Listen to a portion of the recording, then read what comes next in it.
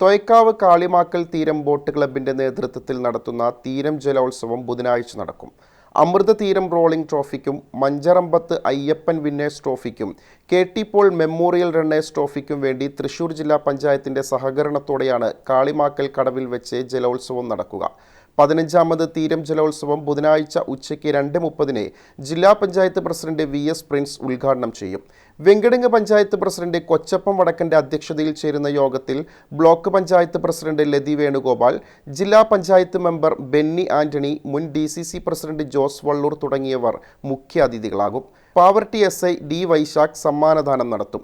ജലോത്സവത്തിൽ 8 B grade വള്ളങ്ങൾ പങ്കെടുക്കുമെന്ന് ഭാരവാഹികളായ മണികണ്ഠൻ മഞ്ചറമ്പത്ത്, അയ്യപ്പൻ മഞ്ചറമ്പത്ത്, രജീഷ് മഞ്ചറമ്പത്ത്, സുരേഷ് മഞ്ചറമ്പത്ത്, സുരേഷ് കൊല്ലങ്കി തുടങ്ങിയവർ വാർത്താസമ്മേളനത്തിൽ അറിയിച്ചു.